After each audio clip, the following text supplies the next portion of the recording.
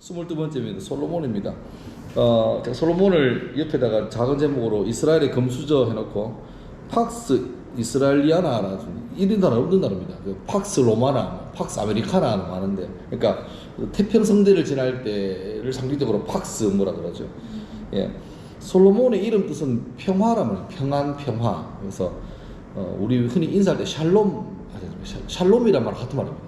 그러니까 솔로몬이 평화의 왕이고 또 예루살렘 할 때가 살렘도 평화입니다.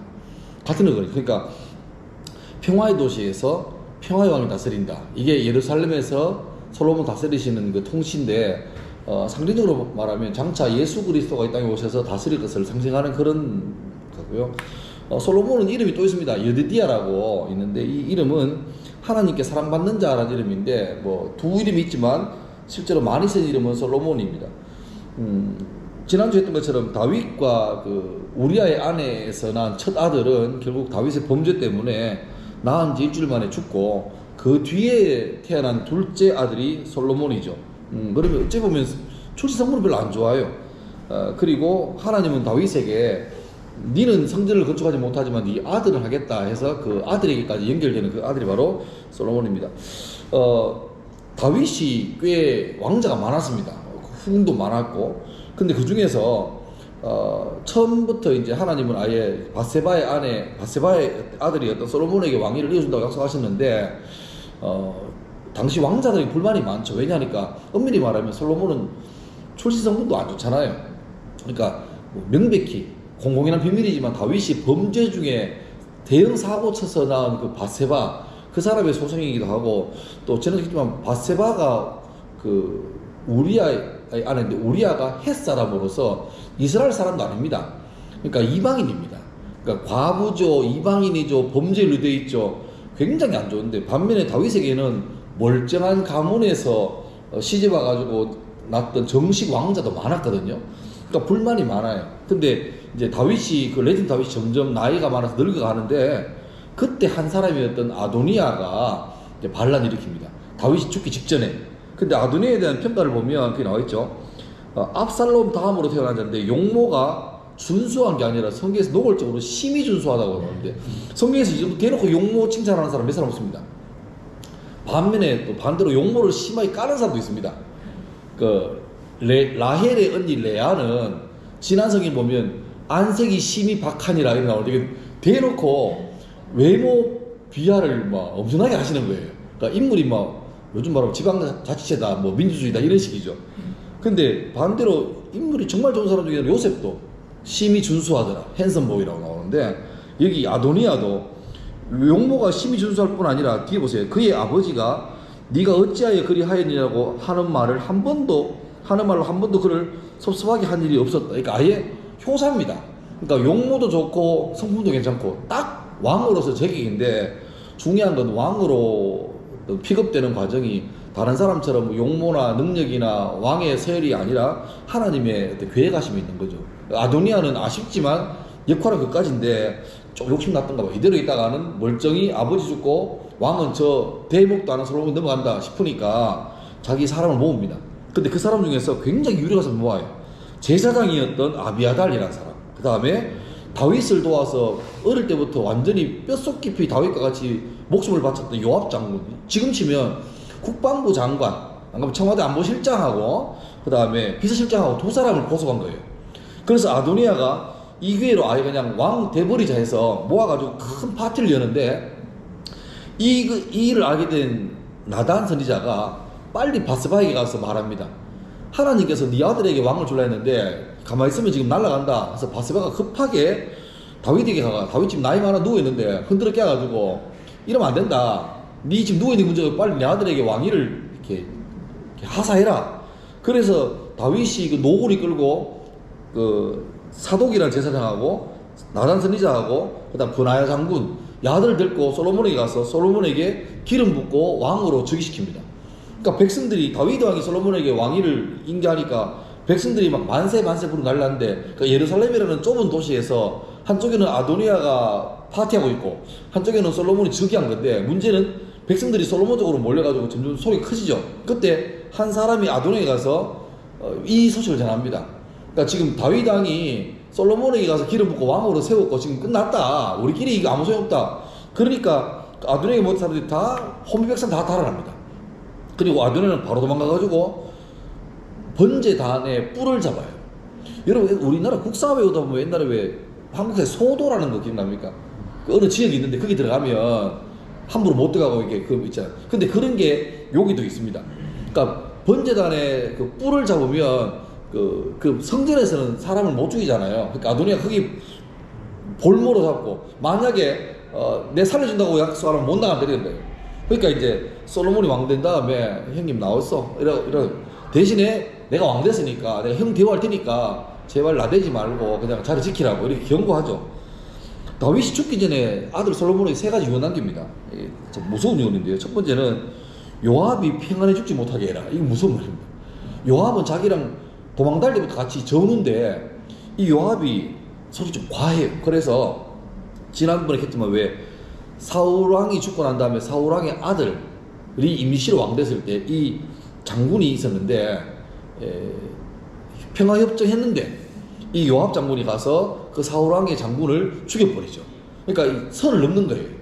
다윗을 등에 업고 좀 전행을 베푸는 그런 사람인데, 그러니까 다윗 생각에는 요압이 나와 있을 때는 괜찮았는데 이제 네가 왕 되면 갔다 가면 제가 선을 넘을지 모른다. 그러니까 조심해라. 근데 마침 요압이 아도니아 반란에 가담하면서 약점이 잡힌 거예요. 그래서 경고한 거죠. 조심해라. 그 다음에 두 번째는 길앗 사는 바실레의 아들에게 상주라. 이게 뭐냐니까 압살롬 왕자가 반역을 할 때 다윗이 도망갔는데 너무 급하게 가가지고 아무것도 못 챙겼어요.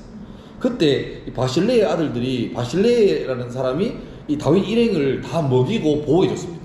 그러니까 은혜를 받은 거죠. 그래서 반드시 은혜를 갚아줘라 이렇게 말했고, 또 시므이라는 사람도 평안히 못 죽게 하라. 이 시므이는 사울의 가문입니다. 베냐민 지파죠. 그러니까 베냐민 지파는 일반적인 게 사울왕이 초대왕이 됐으니까 앞으로 베냐민 지파가 왕족 아닙니까? 근데 갑자기 당대로 끝나버리고 유대 지파의 다윗에게 넘어갔죠. 그러니까 베냐민 지파는 열받는 게 많아요. 그래서 압살롬이 반란을 일으켜서 다윗이 맨발로 도망갈 때 그때 시므이가 따라가면서 다윗에게 온갖 욕을 다 합니다. 네 그래 될 줄 알았다. 왕가가 본래 너게 아닌데 뺏어가더니만 꼬방시다. 너는 작살난다. 너는 이제 망한다. 이렇게 말했을 때 다윗이 도망가는데 다윗 옆에 있던 군인들이 다윗에게 전하, 내 저 새끼 저거 입 째까요? 이럴 때 다윗이 다 돌아갑니다. 내가 지금 당하는 그거는 내 죄 때문에 받는 거니까 내가 욕 들으면 당연하다. 놔둬라. 근데 나중에 반란이 끝나고 다윗이 복귀할 때 시므이가 이제 줄 잘못한 거죠. 그때 와서 사과인 사과를 하는데 일단 다윗이 염두에 두고 있고, 왜 시므이를 가만히 못 죽게 하니까 베냐민 지파가 계속해서 시므이가 사람이 나타나면 이게 민족이 분란되는 거죠. 그러니까 일단 쟤는 주의해라.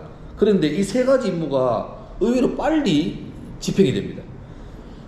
솔로몬이 왕으로 즉위했는데 아도니아 대군이죠. 이 사람이 가만 생각해도 배가 아픈 거예요. 내 건데. 그래서 이제 대왕 대비였던 그 바세바에게 가서 아도니아가 부탁합니다. 숙모, 그 아버지 돌아가셨고 이제 동생이 왕 됐는데 불만 없다. 대신에 내 청이 있다. 아버지 말년에 그 후궁으로 든 아비삭이라는 여자가 있는데 걔가 무척 이쁘거든요. 너무 이쁜 미스 코리아인데, 미스 이스라엘인데 이 여자가 아빠 죽고 청산가부 됐으니까 그 아비삭이라는 그 후궁을 내한테 주면 안 되겠나 이런 말이에요. 그 바세바가 아무 생각 없이 멍청한 여자가 알았다 해가지고 자기가 솔로몬에게 가가지고 솔로몬에게 야야 그 너 형님이 저 아비삭 저 성산가부인데 저 좀 후궁으로 맞이하려고 하는데 어떻게 했노 이런 말합니다. 근데 이게 뭐냐니까 그 당시에는요, 내가 이 나라를 정복했다는 그 상징으로 그 왕의 부인을 공개적인 자리에서 범합니다. 그게 일종의 나는 이제 이 나라 왕을 차지했다 이거거든요. 그러니까 아도니아가 진짜로 아비삭이라는 과부를 자기 작은 어머니 되겠죠, 그죠? 과부를 이뻐서 한 게 아니고 실제로는 내가 왕 뺏기는데 내 자리라는 게 이게 아까운 거예요. 그래서 그걸 했는데 바세바가 몰랐던 거죠. 그러니까 솔로몬이 이거 듣자마자 바로 알아듣고, 근데 형 어지간하면 참으려고 했는데 이게 안 된다. 선 넘네? 그래가지고 바로 아도니아를 잡아서 처형해버립니다. 형이지만. 그리고 제사장 아비아달을 바로 파면해가지고 고향으로 귀양 보내버립니다. 그러니까 여러분 그 제사장 가문이 있는데 그 가문 중에서 제일 리더격이 아닙니까? 아비아달인데 이 아비아달이 누구냐니까 바로 그 올라가면 사무엘 때 엘리 제사장의 후예입니다. 그러니까 엘리에게 저주했죠. 네 집안이 잘 안 될 거고 망할 거고 늙어준 사람 없을 거다 말했는데 그 엘리 후손이에요. 그러니까 엘리 아비아달이 이렇게 잘리고 난 다음에 누가 솔로몬의 입을 지키냐니까 사독이라는 사람이 이제 그 제사장의 지도자가 됩니다. 그리고 사독이라는 사람이 그때부터 계속 이제 권력을 잡는데 세월이 흘러 예수님 당시에 사독이라는 사람의 후예들이 누구냐니까 바로 사두개인입니다. 그러니까 바리새파, 사두개파 합니까? 흔히 말할 때 바리새파는 우리나라로 치면 그겁니다. 낙향에 있는 선비들 이런 개념이에요. 근데 사두개인은 어떠냐니까 실권자입니다. 그러니까 세월이 지나면서 바리새인들은 지금 자기 사는 형편이 너무 힘드니까 천국을 희망하겠죠. 근데 사두개인은 지금 권력이 너무 좋은 거예요. 그러니까 이 사람들은 현실적인 사람이 돼가지고 유대인이지만 천국을 안 믿습니다. 내세 안 믿어요. 이 땅이 좋은 거죠. 그래서 바울 같은 경우도 나중에 이제 자기가 잡혔을 때 무리 중에 바리새인과 사두개인이 있는 걸 알고 어떻게 말합니까? 나는 죽은 자의 부활 때문에 이 고통을 당한다 그러니까 군중들이 갑자기 바리새파, 사두개파로 쫙 갈랐었죠. 그래서 바리새파들이 바울자 죄 없다 이래 되고 사두개파는 나쁜 놈이다 되고 이렇게 갈랐었는데 그 배경이 되는 그 사독이라는 사람이 바로 솔로몬 때의 제사장으로 즉위하는 본래 제사장이었는데 리더가 되는 거죠. 그리고 요압 장군도 이 아도니아 죽는 거 보고 자기 죽겠다 싶어서 제단에 가서 뿔 잡는데 문제는 고의로 사람을 죽인 사람은 제단에 뿔을 잡더라도 잡아내가지고 죽입니다.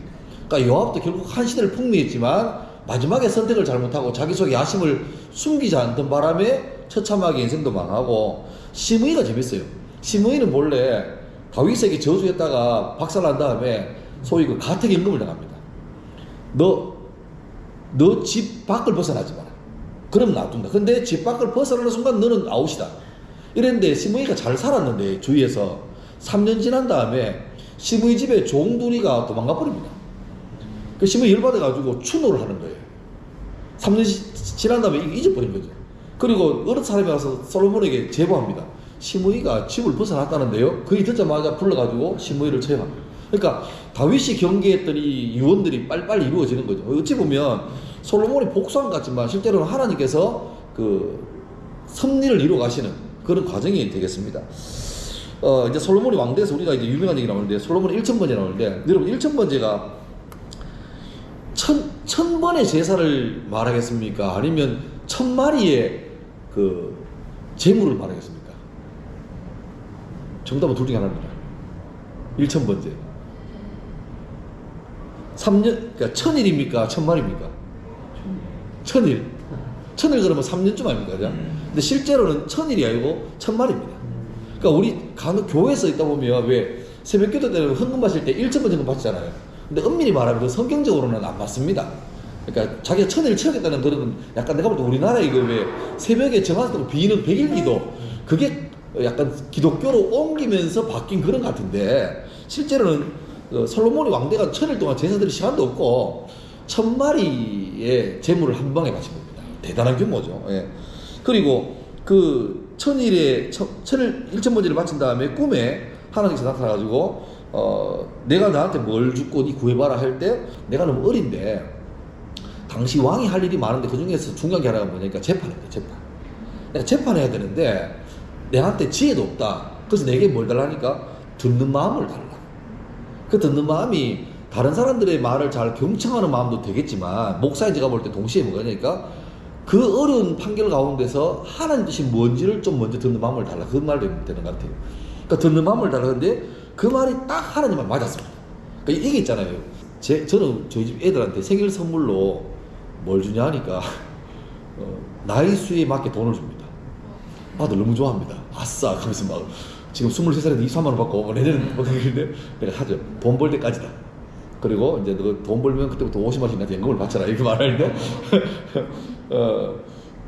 이런 거 있죠. 만약에 자녀하고 뭐 얘기할 때 뭐 네가 이번에 시험 잘 치면 아빠가 뭐 선물 줄 건데 뭐 해줄 거 이럴 때 그냥 애가 기다렸다듯이 뭐 패드 하나 사줘요 이러면 많은데 만약 애가 아빠 그러면 쟤한테 필요한데 한 돈 10만 원만 줘. 걔가 줬어요. 근데 애가 그 10만 원 가지고 가더니만 아빠 별로 피부가 안 좋다면서 영양제를 사가지고 준다. 만약에 우리 집 애는 그런 애가 없습니다. 근데 그러면 이게 얼마나 마음이 좋을까? 지혜로운 거죠. 근데 솔로몬이 자기가 부귀도 안 구하고 장수도 안 구하고 평화도 안 구하고 주님 내가 주의 뜻을 분별해야 되는데 지혜가 없다고 듣는 마음 달라니까 그 마음이 하나님과 딱 맞은 거예요. 그 급소를 때린 거죠. 그 하나님이 급소를 딱 때리니까 하나님이 나머지를 보너스로 줘버립니다. 네가 구하지 않은 거 다 줄게 해서 소위 이제 팍스 이스라엘리아가 된 거예요. 그러니까 니같이 부유한 사람은 전에도 없고 후에도 없을 거라 약속을 받아버려요. 그러니까 뭐 빌 게이츠가 돈이 많고 그 뭡니까 일론 머스크가 돈이 많고 해도 환율의 차이를 따지자면 내가 볼 때 이미 역사상 1등은 이미 픽스입니다. 솔로몬이 제일 많았습니다. 솔로몬 당시 때 보면 얼마나 많은지 그 예루살렘에 사는 애들이 은을 돌멩이처럼 했다 그래요. 동네에서 공기놀이 은으로 하다가 엄마 부르면 그 놔두고 갑니다. 그러니까 예루살렘 방문한 사람들이 예루살렘 보고 어지러웠대요. 그 정도로 부유해. 그러니까 그런 거죠. 그 타이밍에 나타난 게 그겁니다. 솔로몬이 지혜를 얻는다 바로 나타난 게 우리 유명한 재판이죠. 두 창기가 와가지고 창기란 말은 뭐 물란한 여성인데 이 아들이 알을 그 동시에 낳았는데 둘이 이웃 사는데 한 애가 자다가 깔려 죽었습니다. 근데 새벽에 바꿔치기 한 거예요. 요즘 같으면 쉽게 DNA 검사하면 끝나는데 그때는 없잖아요. 그러니까 애는 하나인데 엄마가 둘이라서 달라드는데 이게 쉽게 말하면 지방법원, 고등법원, 대법원에도 판결 안 나니까 왕에게 가져온 거예요. 그리고 마침 이거는 공개적으로 진짜 이 사람이 아직 나이가 20살밖에 안 되는 어린애인데 다윗의 뒤를 이어서 우리를 다스릴 만한 실력이 있나 없나를 테스트하는 게 되겠죠. 그때 솔로몬이 잘 경청하다가 한 마리 칼을 가져와. 큰 칼 가져와서 애를 정확하게 반띵하자. 반띵해서 애는 하나밖에 없는데 엄마가 둘이라 할 수 없다.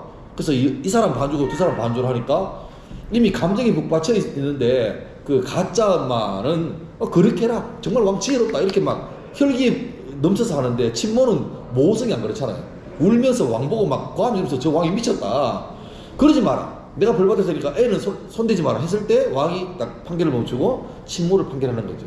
여기 보면 솔로몬의 재판은 법 조항보다 더 중요한 법 정신이 있는 것 같아요. 그러니까 생명을 살리고 이런 걸, 그러니까 그걸 깨뜨린 거죠. 깨뜨린. 그러니까 이때부터 진짜로 이스라엘이 확 번창하는데, 그러니까 이스라엘 가운데 다윗과 솔로몬이 우리나라의 영조 정조처럼 요 때가 최고 전성기인데 우리가 알 거는 물론 다윗과 솔로몬이 잘한 것도 있지만 동시에 보면 하나님께서 이 당시에 일시적으로 중동 지역의 인근에 이집트나 아시리아나 유럽의 다른 세력들을 다 잠재우신 겁니다. 그러니까 다윗과 솔로몬이 잘났다 인정.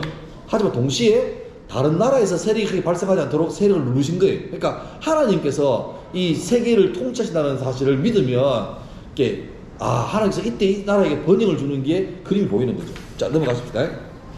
그래서 거기 보면 열왕기상 4장에 보시면 그때 얼마나 평안하냐니까 모든 사람들이 각기 포도나무 아래와 무화과나무 아래에서 평안히 살았더라. 그런 게 나오고 천하에서 솔로몬의 지혜를 보러 옵니다. 그래서 솔로몬하고 잠깐 만나서 회담하려고 오는데 올 때 그냥 오지 않고 어마어마한 조공물을 가지고 오는 거죠.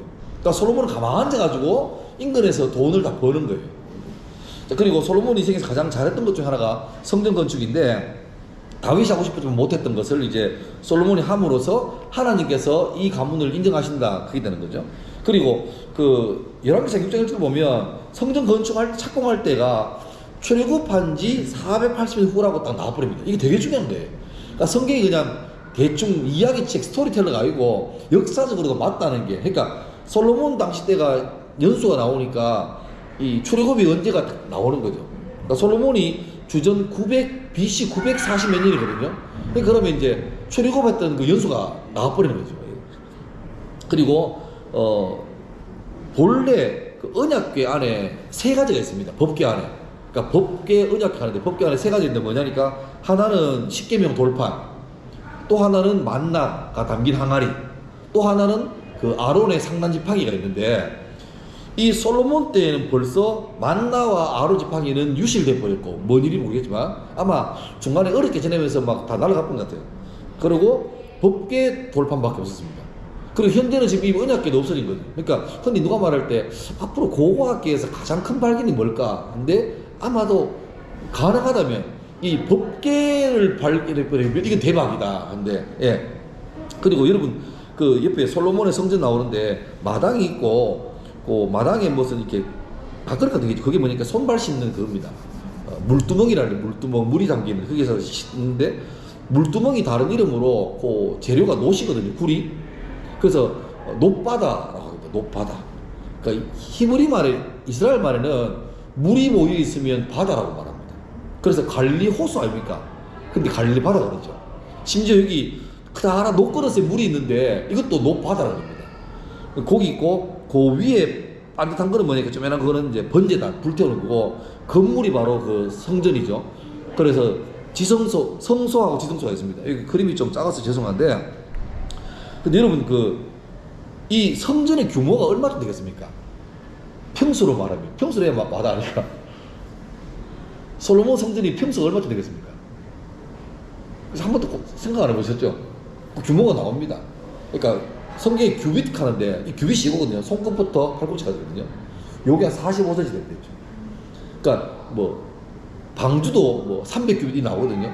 근데 성전 이 규모가 나오는데 저도 놀랐습니다. 얼마나 큽니다. 솔로몬 성전 규모가 평수로 70평입니다. 근데 70평짜리 건물 만드는데 7년 걸렸습니다. 그러니까 뭐 우연인지 모르겠지만 하여튼 정성을 다해서 지은 것 같아요. 70평짜리, 왕궁은 13년 걸렸고 성전은 7년 걸렸는데, 규모로 말하면 왕궁이 성전의 몇십 배입니다. 몇십 배입니다. 참고로 성전이 총 3번 있었는데, 솔로몬 때 첫 번째 성전, 그 전까지는 텐트에 있다가 첫 번째 성전이 세워졌고, 이건 나중에 바벨론이 침략하면서 박살납니다. 그리고 스루바벨 성전이라고 학개 스가랴 선지자가 성전 지어라 라고 해서 포로 갔다가 돌아와가지고, 그때 왜 에스라 느헤미야 이런 사람이 성전을 짓자 이래가지고 성벽도 짓고 성전 짓는데, 그때 지었던, 그때 스루바벨이라는 사람이 유대지역 총독인데 그때 지었습니다. 근데 다 지었는데 규모는 솔로몬 성전과 똑같아요. 근데 문제는 너무 행색이 안 좋은 거예요. 그래서 당시에 어른들 중에 어릴 때 솔로몬 성전을 봤던 사람들, 노인들은요, 그 스루바벨 성전 지어놓고 웁니다. 너무 서글퍼가지고. 근데 솔로몬 성전을 못 봤던 젊은 사람들은 이 지어놓고 막 기뻐서 환호를 질러요. 그러니까 성전을 완성했을 때 환호성과 통곡이 같이 이렇게 공존하는 그런 아주 재미있는 장면이 벌어집니다. 그리고 세월이 한참 지나가지고 예수님 당시에 헤롯이라는 사람이 성전을 짓는데, 이 성전을 새로 짓는 게 아니라 스루바벨 성전을 더 증축해서 크게 짓는 겁니다. 근데 헤롯 왕이 지었던 이유가 뭐냐, 헤롯은 유대인이 아니거든요. 에돔 사람입니다. 근데 이 사람이 유대인의 환심을 얻으려고 했던 게 성전 공사고, 이 사람 평생 했는데 못합니다. 죽고 난 다음에 몇십 년을 더 해요. 그래서 BC 66년인가 완성되는데 4년 만에 로마의 티토스라는 장군이 와가지고 예루살렘 성전과 성릉을 전부 다 초토화시켰는데, 그때 예수님이 그런 말 하잖아요. 돌 하나 돌 위에 남지 않고 무너지겠다 예언하거든요. 근데 그게 이루어지는 게, 당시 로마 군인들이 이래서 성전에 왔을 때 그때 들었던 가짜 뉴스가 뭐냐니까, 성전 지을 때 벽돌과 벽돌 사이에 다 보석을 넣었다는 거예요. 그래서 그것 때문에 벽돌을 다 짜낸 거예요. 그래서 돌 하나 돌에 남지 않는데, 문제는 티투스 장군이 예루살렘 성전이 너무 거대하고 너무 귀한데 이걸 뭉개버리면, 자기는 알지만 전기가 없잖아요. 요즘 같으면 인증샷 남기는데. 그래서 이거 아까워가지고 뭉개다가 예루살렘 성전의 서쪽 기반 밑에 뭘 남가둡니다. 다 무너뜨리고. 그게 지금 남아있는 통곡계획입니다. 근데 저도 갔다 왔는데 통곡계획 밑에 가면요, 벽돌 하나가 한 7m, 3m쯤 돼요. 그게 벽돌 한 장입니다. 물론 올라가서 작아집니다만, 그러니까 내가 볼 때 티투스 장군이 이해가 되는데, 이 어마어마한 걸 내가 뭉개는데 아깝잖아. 그러니까 약간 남겨놓고 위에 상상해봐라. 얼마나 크겠냐. 이걸 뭉갰다라고 이렇게 자랑하죠. 그러니까 지금 가면은 그게 통곡의 벽이 있고, 그 안쪽에는 참 역설적이게도 이슬람 황금 사원이 있습니다. 그래서 유대인들이 그 통곡의 벽에서 다시 다윗 같은 사람이 일하기를 울고 기도하고, 거기 보면 기도문을 써가지고 그 돌틈에 다 끼워놔요. 그럼 저녁에 문 닫으면 관리인이 와서 빗자루로 다 틀어가지고 버리고, 그 다음 전 세계에서 다 하고. 그게 재밌는 게, 통곡의 벽에는 남자 여자가 따로 있습니다. 그래서 입장권 내고, 저도 갔다 왔는데 보면은 뭐 어마어마하죠. 이때에서 괜찮았는데 솔로몬이 참 잘 나가다가 마지막에 익살이 납니다. 이미 신명기 450년 전에 경고했거든요. 왕 되는 사람은 아내를 많이 두지 말고 말을 두지 말고 뭐 이렇게 막 경고하는데, 솔로몬이 그대로 다 어깁니다. 다 어깁니다. 그래서 혼인을 하는데 밑에 보면 후궁이 700명이고 첩이 300이에요. 그러니까 솔로몬의 정식 부인은 파라오, 이집트 파라오의 딸입니다. 근데 여기 공주가 사랑해서 하는 것보다 대부분 정치적 결혼이죠. 그리고 이 공주들은 문화적으로 왕자들은 왕위를 계승하잖아요. 근데 공주들은 왕이 못 되니까 뭐 하냐니까 그 나라의 종교적인 리더가 됩니다. 다시 말하면 거의 이 솔로몬하고 결혼했던 왕비들은 대부분 다 그 나라의 무당들입니다. 무당들. 근데 혼자 오는 게 아니라 그걸 다 가져오는 거죠. 그러니까 예루살렘 솔로몬 성전 안에 성전도 있지만 군데군데 신전들이 다 생긴 거예요. 근데 밑에 성경 보면 그 여인들이 왕의 마음을 돌아서게 했다. 나중에는 솔로몬은 결국 돌아가면서 그 자기 부인들이 가지고 온 신전에 가서 절합니다. 완전히 망했죠. 완전히 망했죠. 하나님이 그 솔로몬이 직접 나타나서 2번이나 경고합니다. 너 이러면 안 된다. 너 박살난다. 근데 결국 솔로몬이 알긴 알지만 저도 뭐 정치도 해야 되고 보호를 해야 되는데 안 됩니다. 이래가 응해요. 결국 내가 니한테 나라를 짜게 해야 되겠다. 근데 다윗 때문에 니는 괜찮고 니 아들께 내가 분열시키겠다라고 말하고, 그때 뭐 노동부 장관이라 할지 아니면 한노총 위원장이라 할지 모르겠지만 여로보암이라는 자가 있었는데 이 사람이 갑자기 이렇게 쫙 떠가지고 솔로몬에게 한 가지 들이대죠. 전하, 지금 토목공사가 너무 심하게 하는데 조금만 좀 쉬게 합시다 했을 때 솔로몬이 이 여로보암하고 척을 지죠. 그때 여로보암이 이집트로 망명을 떠납니다. 근데 솔로몬 죽은 다음에 솔로몬 아들 르호보암이 됐을 때 다시 여로보암이 돌아와서 다시 단판 벌이다가 안 되니까 나라가 갈라서는 거죠. 그러니까 여로보암이 나중에 북이스라엘의 왕이 되고 솔로몬 아들 르호보암은 겨우 남쪽에 유다 지파와 베냐민 지파 가지고 있는 왕이 되고 이렇게 10대 2로 갈라져 버리는데 이 솔로몬 아들이 2밖에 못 차지하는 그런 비전. 그리고 솔로몬 나중에 솔로몬 쓴 성경이 있는데 젊어서 성경은 아가, 사랑장, 그 다음에 잠언, 지혜의 성경, 그리고 마지막 쓴 성경이 전도서인데 늙어서 노년의 성경인데 거기 보면 솔로몬 쪽팔리게 자기 이름 말 안 합니다. 예루살렘 왕 전도자의 말이니라 헛되고 헛되니 모든 것이 헛되다. 이 뭐냐니까 지가 늙어서 할 것 다 해보고 갈 때까지 가본 다음에 결론이 뭐냐니까 쓸데없다는 거죠. 그래서 부끄러워서 자기 솔로몬의 이름도 말 못하고 그냥 예루살렘 왕이다 이렇게 말합니다. 참 아쉽죠. 그러니까 솔로몬이 천국 갔습니까 지옥 갔습니까 그거는 우리가 말 못해요. 그거는 뭐 하나님께 하실 일인데 하여튼 너무 아까운 거죠. 결론을 내자면 솔로몬은 우리에게 큰 반면을 줍니다. 그러니까 솔로몬이 예초에 왕 된 게 말도 안 되는, 출신도 안 좋고 자기보다 훨씬 좋은 왕자가 많았는데 안 될 사람이 된 거는 은혜거든요. 그러면 은혜로 왕 됐으면 그 은혜에 계속 머물러 있으면 롱런하는데 하여튼 사람이 희한해가지고 은혜로 출발했다가 나중에는 지교만으로 끝내버립니다. 그런 거 참 많죠. 뭐 저도 이런 소리 하지만 저도 조심해야 되고 다 조심해야 됩니다. 그래서 끝까지 은혜 있게 하자. 그리고 예수님 말씀에 드레핀 백합을 보라. 저 아름다운 백합, 솔로몬이 입은 모든 영광이 이 드레핀 백합보다 못하다. 그런 말 할 때 솔로몬이 나옵니다. 그러니까 솔로몬은 부유함의 끝판왕이겠지만 그 부유함 가지고 결국 자기 영광만 하다가 아쉽게 너무너무 좋은 기회였지만 아쉽게 마무리한 사람이다. 그래서 우리에게 좀 반면 교사를 잘 삼으면 좋겠습니다.